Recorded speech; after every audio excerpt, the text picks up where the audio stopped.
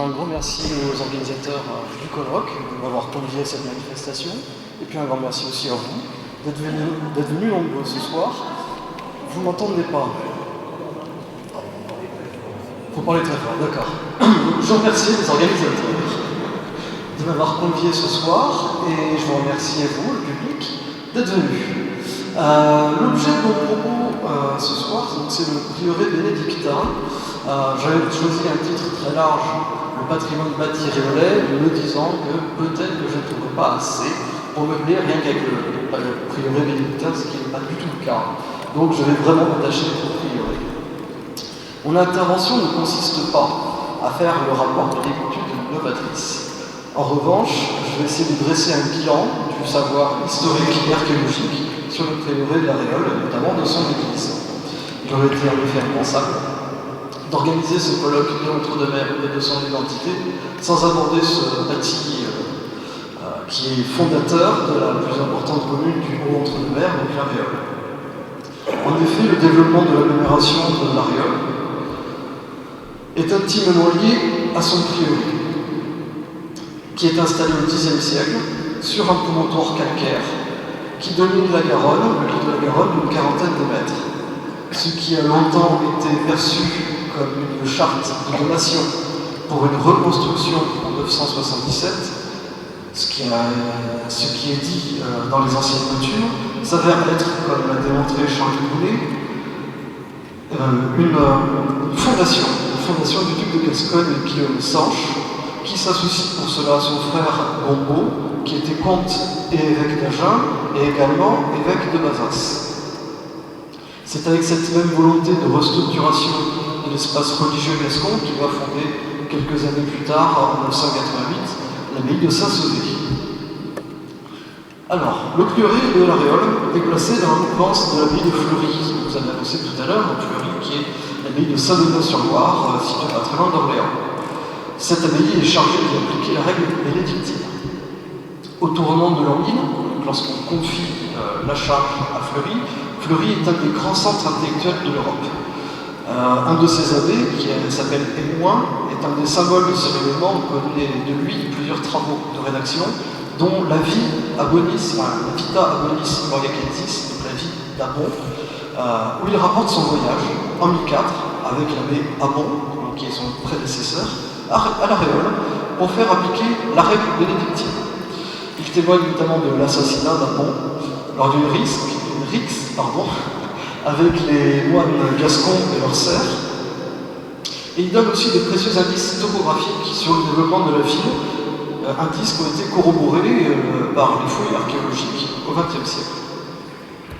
Le prieuré de la Réole aurait été implanté en cette fin du Xe siècle dans ce qu'on appelle le pagus d'Ayar. Le pagus est une division territoriale qui nous vient du monde gallo-romain puis carolingien.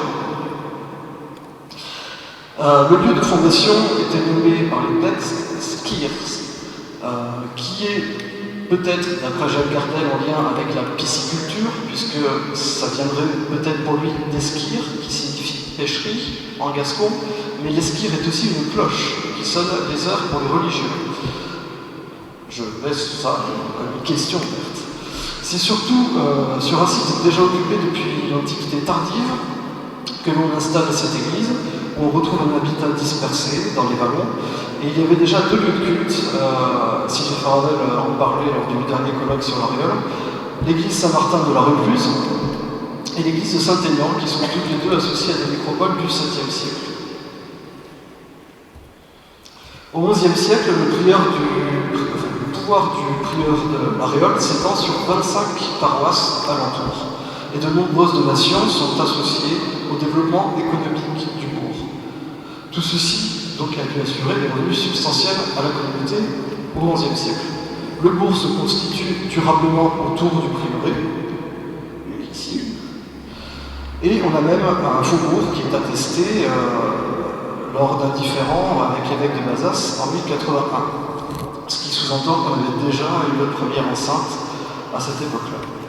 À la fin du XIIe siècle, à la suite du mariage de Jeanne d'Angleterre, qui est la sœur de Richard Cœur de Lion, donc l'une des filles d'Aliénor, qui est mariée au comte Raymond V de Toulouse, Marieulles va devenir une ville frontière, puisque l'Agenais est offert au comte de Toulouse.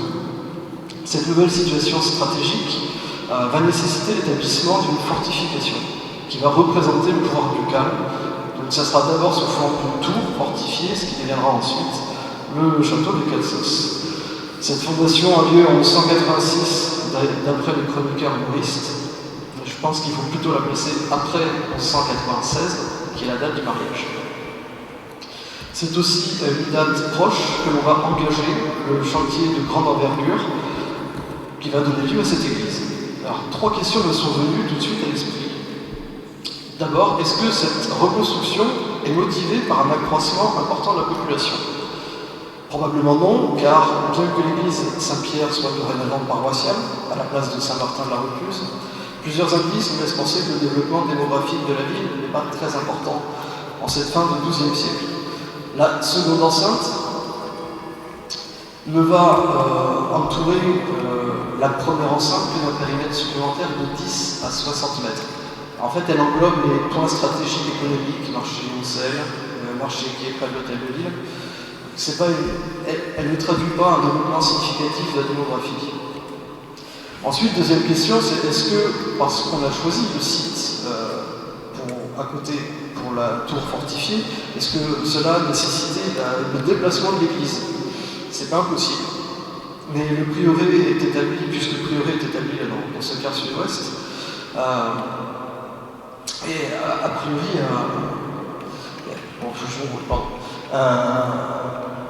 oui, a priori, lorsqu'on regarde le plan est très régulier.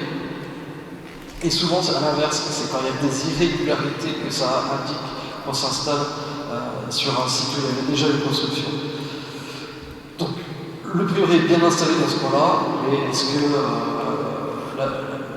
l'implantation d'une tour avant ce château a modifié l'emplacement de l'église? Ça, a priori, on n'a pas vraiment de réponse.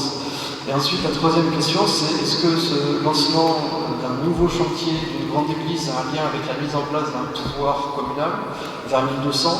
C'est pas impossible. Souvent, lorsqu'on installe, donc ici c'est une jurade qui s'installe, c'est un pouvoir municipal. Lorsqu'on sanctionne l'établissement d'un pouvoir municipal, il y a déjà une structure embryonnaire, civique, en place. Peut-être que le prieur, en lançant un nouveau chantier d'église, souhaite se placer symboliquement face au pouvoir communal. Et le plan qui va être choisi est vraiment très important. C'est une église extrêmement vaste. Et donc ça peut être effectivement une réponse symbolique à l'instauration d'un pouvoir municipal à côté qui lui va grignoter la juridiction seigneuriale des bénédictins. Cet édifice qui va être mis en chantier à la fin du XIIe siècle suivait un parti grandiose d'une immense nef unique de 16 mètres de large, ce qu'on peut voir aujourd'hui, donc la nef faisait 60 mètres de long. Ajoutez à cela un chevet d'une vingtaine de mètres de profondeur, on arrive à un édifice de 84 mètres de long, ce qui est vraiment très important pour la région.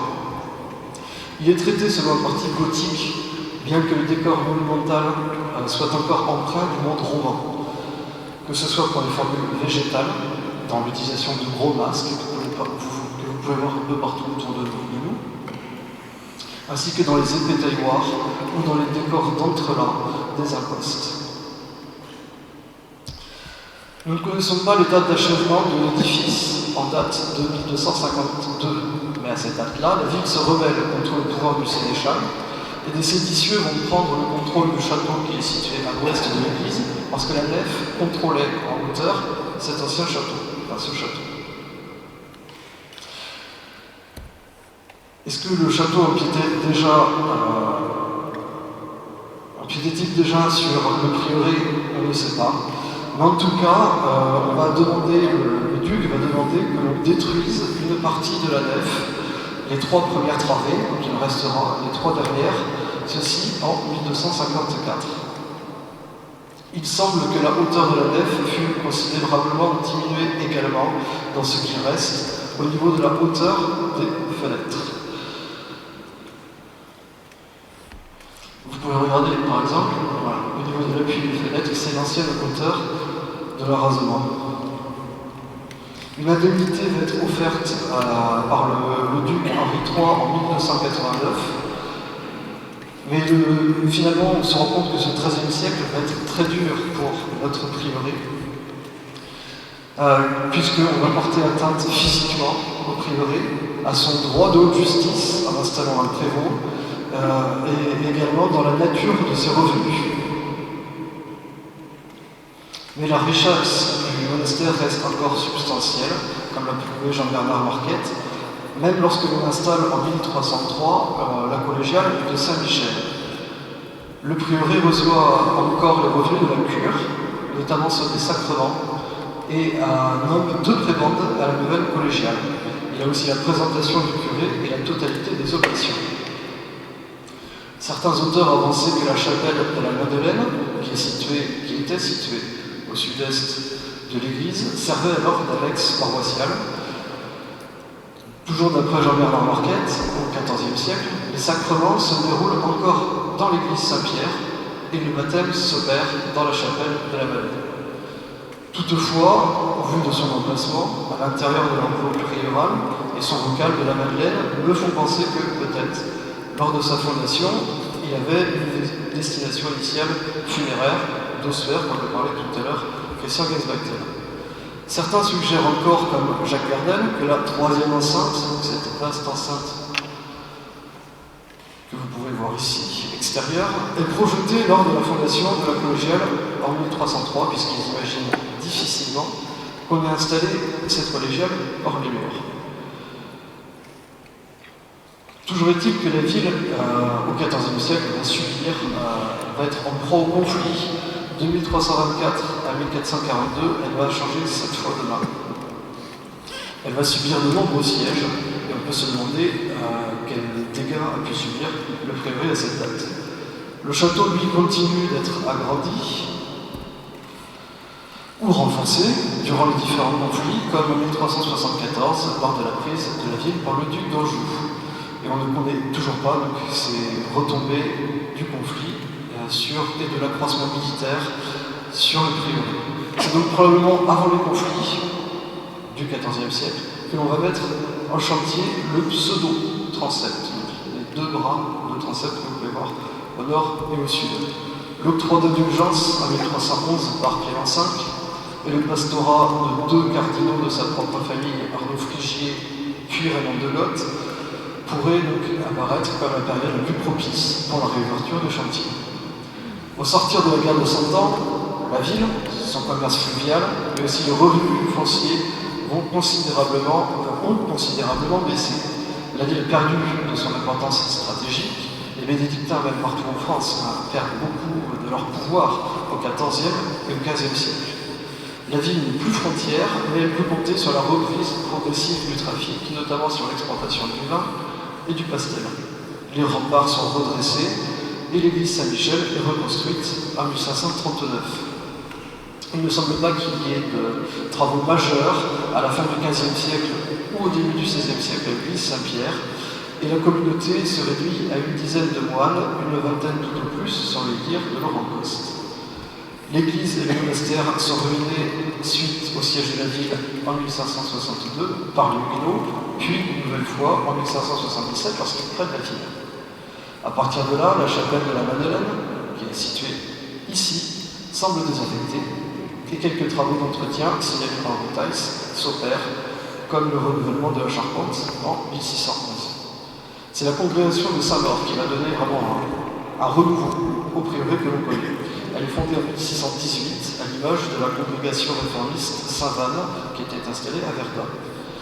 Elle s'implante à l'Aréole en 1626, ce qui fait du prieuré Réolier la première communauté mauriste en Aquitaine. Ce prieuré est choisi pour diffuser la réforme dans le sud-ouest, notamment grâce à un de ses fondateurs qui s'appelle Don Anselme Rolle, qui était originaire de l'Aréole et qui était avant bénédictin du prieuré.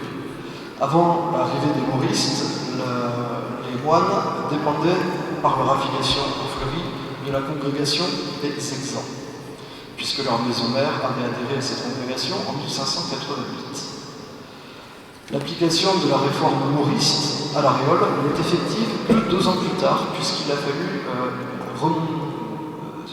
réparer un petit peu les bâtiments conventuels qui étaient en ruine pour pouvoir loger et réformer. Certainement dans des bâtiments qui étaient encore à l'aspect médiéval, comme on peut le voir ici.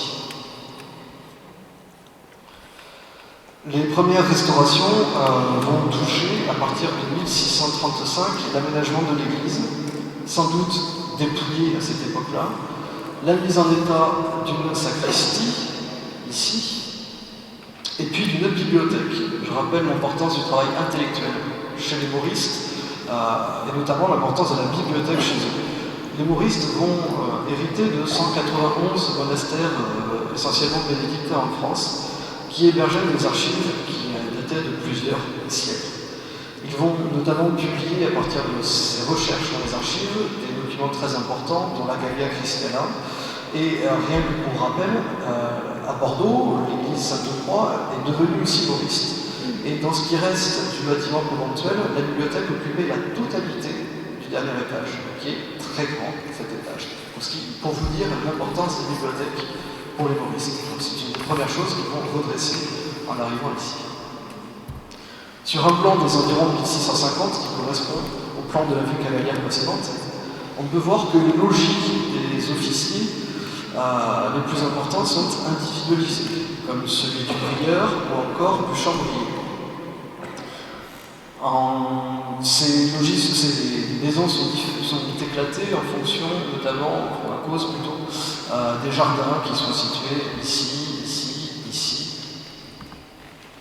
L'activité de la ville, en plus de la bibliothèque, devait être importante, puisqu'il y a un pressoir se situait dans le prieuré.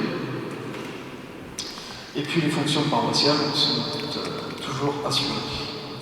Et autour de la chapelle de la Madeleine, qui devait encore accueillir du public, on retrouve différentes salles, certainement d'autres chapelles. Le redressement du monastère de l'Aréole nous est rappelé par un de ses prieurs, qui s'appelle Don Opel, qui est prieur entre 1723 et 1729.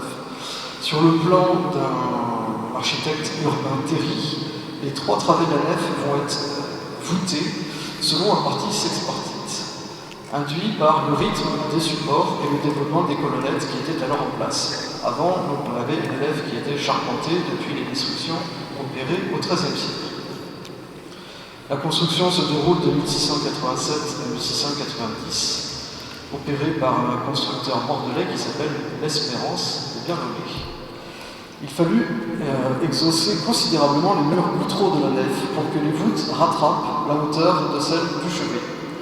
Une rose fut établie sur le mur occidental, sans doute à la même époque pour le bras sud.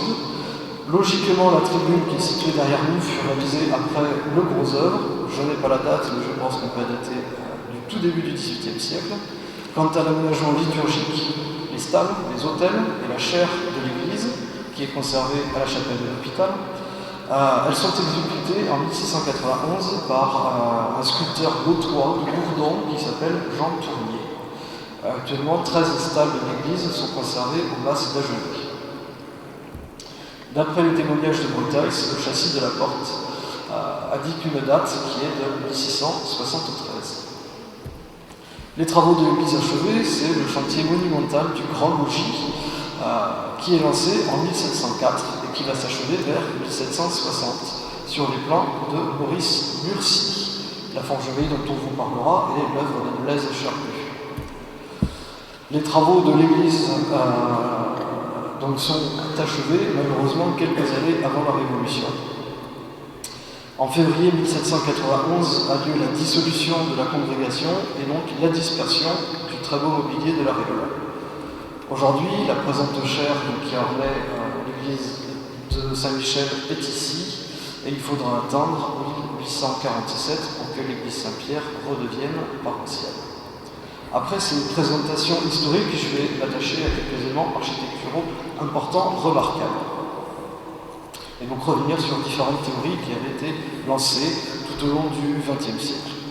J'ai pensé qu'avec les synthèses régionales sur l'art gothique des 30 dernières années, avec l'avènement d'Internet et des multiples bases de données, me serait très facile de trouver des plans et une volumétrie similaire à l'église Saint-Pierre de la Réole. La tâche a été en fait extrêmement difficile puisque cet édifice du premier art gothique paraît comme ça, à première vue, un peu unique dans son volume et dans son espace. Il faut bien avouer que le plan général, avec sa grande nef unique et son chevet polygonal, ne rappelle que très vaguement les formules visibles localement. Pujol avait été rapproché de la Réole, mais plutôt pour le style de ses chapiteaux, complètement à tort pour le plan. Vous pouvez le voir. C'est quand même assez parlant. Pourquoi pas le premier chantier gothique de Marmande, puisqu'on suppose que comme le chevet est légèrement désaxé, il devait y avoir une autre église en place. Et on sait que Marmande, la ville est très prospère à la fin du XIIe siècle, que l'église est remparée à l'intérieur de la ville, mais ce sont que des hypothèses extrêmement vagues. Si un rapprochement raisonnable pouvait être risqué, ce serait avec la nef de la cathédrale Saint-André de Bordeaux, notamment par ses dimensions, puisqu'on est sur des dimensions comparables, 16 mètres à la Réole, 18 à Saint-André. C'est un vaisseau qui est largement ouvert et a priori rythmé par une alternance de piliers forts et de piliers faibles, en tout cas à Saint-André dans son ancienne configuration. Mais les comparaisons s'arrêtent malheureusement ici, et j'ai vraiment eu beaucoup de mal à trouver des églises de cette époque-là qui avaient une même volumétrie. L'étude individualisée du chevet n'est pas beaucoup plus aisée. Il est sans doute un peu plus tardif que la nef, puisqu'au vu des assises extérieures, il vient se greffer sur les contreforts de la nef de la fin du XIIe siècle ou du début du XIIIe. Il est sans doute à placer entre 1200 et 1250 au vu de sa construction et de son décor. Son décor d'ailleurs monumental est encore très largement tributaire de la tradition romane. Et ces fenêtres correspondent un peu au goût de l'époque du premier art gothique. Elles sont dépourvues de meneaux et de remplages. Elles sont laissées à nu. Donc, vous voyez ce décor sculpté, donc, qui se rapproche quand même de l'inspiration romane. Comme certains ont pu l'évoquer, le chevet pentagonal est employé précocement dans le gothique angevin, ce qui a été un des rapprochements les plus rapides qui a été fait avec la Réole. On pense tout de suite au plan de la cathédrale d'Angers. Toutefois, si on connaît quelques rares exemples en Anjou, à cette époque-là, d'œuvres gothiques adoptant une grande abside polygonale, ils sont encore plus rares dans les régions qui sont au contact de l'Anjou, comme le Poitou ou le Limousin, qui sont censées être des étapes de transition vers la Guyane. Il est donc peu probable que le plan de l'église de la Réole suive une filiation plantagenée qui avait été avancée. D'ailleurs, la répartition de l'élévation suivant deux registres distincts ne coïncide pas vraiment avec les dispositions communes dans l'ouest, et même le midi languedocien d'ailleurs. Difficile aussi de comparer avec l'architecture gothique d'autres régions où se développent le plus souvent des déambulatoires et plusieurs niveaux d'élévation. Jacques Gardel, lui, avait signalé la présence de dalles à l'arrière des arcs formurés de l'abside. Je reviens derrière. Voilà. Ici, vous avez à l'arrière des dalles plates. Si vous pouvez faire un tour tout à l'heure. Des couvertures plates. Donc il avait signalé que ça avait peut-être un lien avec les solutions utilisées à cette époque-là en Champagne et en Bourgogne.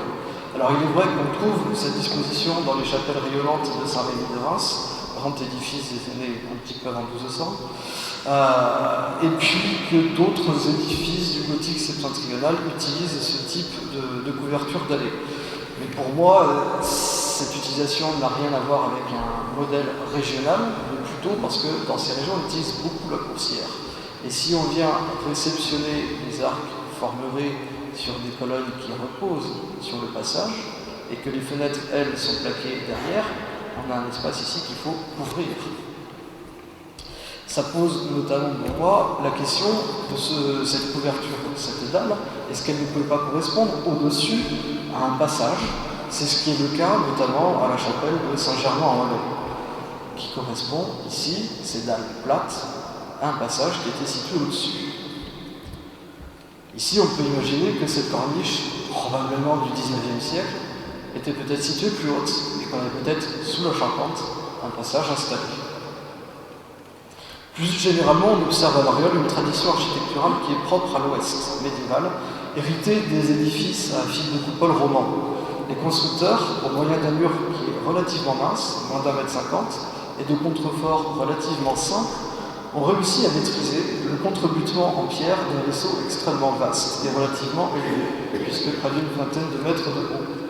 La distribution de la coursière dans l'épaisseur des murs est aussi une solution constructrice déjà observée dans nos contrées. Le chevet polygonal de l'Ariole est une solution donc isolée car précoce.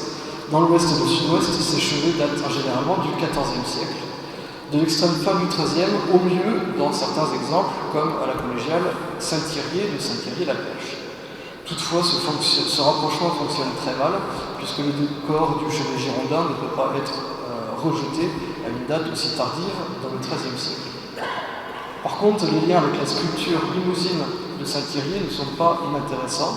Claude Andreu-Schmitt avait elle-même rapproché cette sculpture gothique de Saint-Thierry avec la sculpture romane et gothique charentaise et de Guyenne.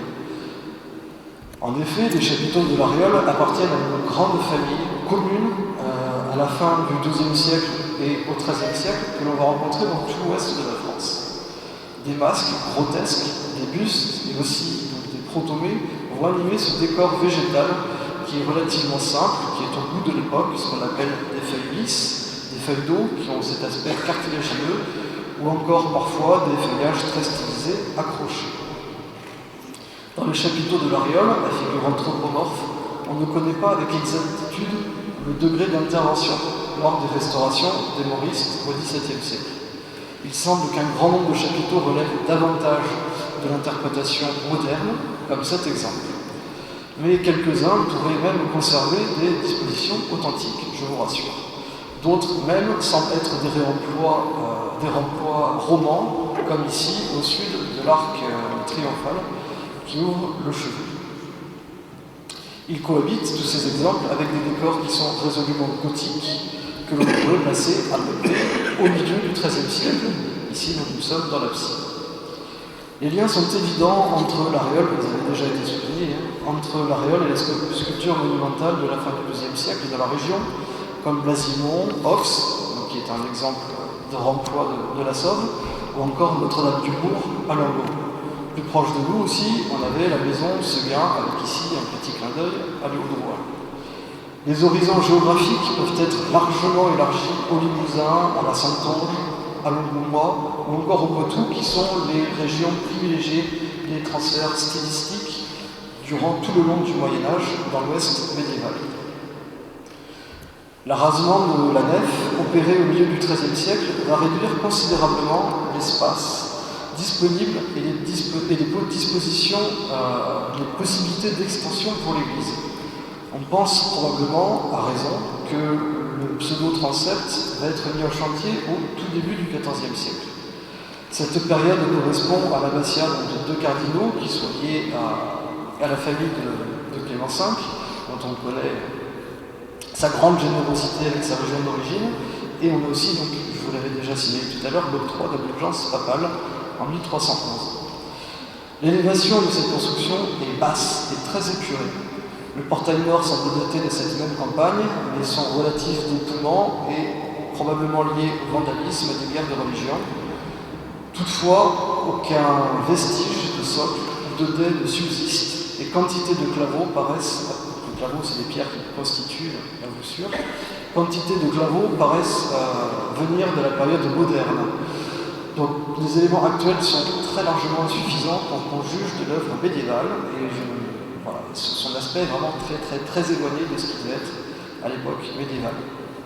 Les piédestaux sont très frustes, ils ne traduisent absolument aucune ambition stylistique, au contraire du profil de l'archivolte, ici, ou encore là de ce début de pinacle à 45 degrés qui devait pénétrer dans les murs, qui sont là par contre les témoins que les maîtres d'œuvre ou les exécutants avaient une certaine connaissance et qualité technique, mine de rien. Donc c'est pas parce que c'est épuré que les constructeurs n'avaient pas un minimum de qualité technique.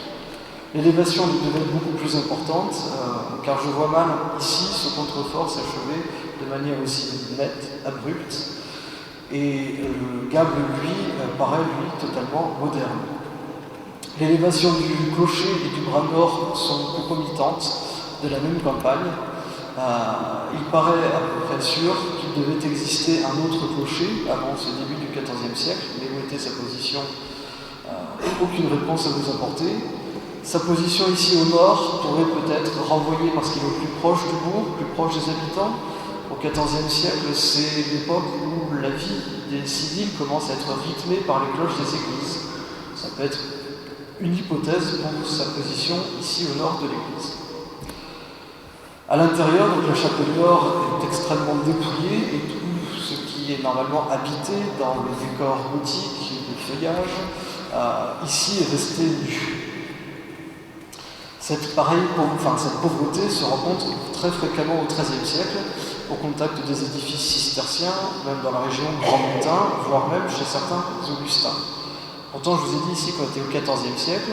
On a un autre exemple girondin, plus près de nous, d'une pareille tendance à l'épurement. Ça va être dans les parties hautes du rond-point de l'abside de la cathédrale Saint-André, où à un moment on a refusé le décor, on a les chapiteaux nus, et on a ici les embrasements des fenêtres qui sont restés nus. On n'a aucune mouluration avant que l'on vienne poser par la suite les remplages.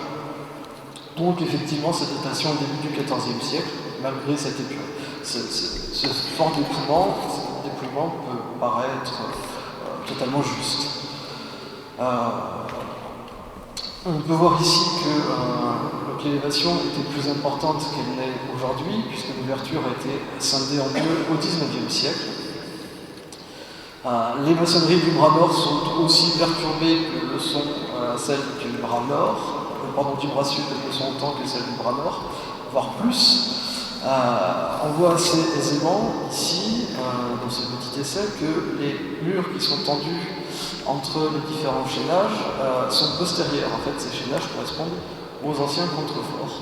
Et les murs qui sont tendus entre sont postérieurs. Donc, petite question.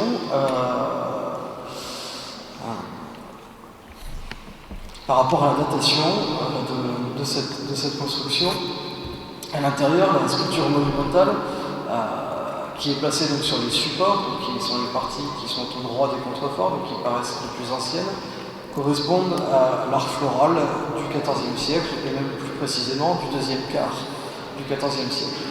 On retrouve également sur les clés de voûte, une forme de clé de voûte qui est très fréquente à cette époque-là, avant le milieu du XIVe siècle. En revanche, dans les arcatures aveugles et dans les fenêtres, l'absence de base, à certains endroits, ou encore la pénétration importante de la mouluration, laisse penser que ça ne correspond pas vraiment à la première moitié du XIVe siècle. Ça a pu être réalisé plus tard, au début du XVe siècle, voire à l'époque moderne, voire même, peut-être, ce que je soupçonne fortement, au XIXe siècle, ce qui nous sera peut-être révélé tout à l'heure. Je signale d'ailleurs que dans la fiche des monuments historiques qui est donnée sur cette église, cette chapelle est annoncée comme datant de 1437. Je n'ai trouvé cette date nulle part ailleurs, chez aucun auteur. Donc je n'ai aucune explication sur cette datation. En tout cas, il est certain qu'elle appartient à une autre campagne de construction que les deux bras de transept et la chapelle nord. D'abord, on a réalisé la structure, contrefort, pilier, voûte, puis ensuite, probablement lors d'une réflexion, le décor actuel. Donc vous voyez un très grand nombre de questions qui restent ouvertes, et c'est sur ces questions-là que je souhaite m'arrêter. Vous l'avez compris, une étude approfondie du bâti va nécessiter obligatoirement de dégager un jour le badigeon de la partie orientale pour que l'on puisse mieux lire les murs, explorer les maçonneries depuis les charpentes, et pouvoir un jour accéder à la vérité structurelle du mur. Il nous reste encore un long chemin à parcourir, puisqu'on est ici sur un très long chemin, c'est le Compostelle, avant que l'église Saint-Pierre de la Réole puisse un jour révéler tous ces mystères. Je vous remercie pour votre écoute.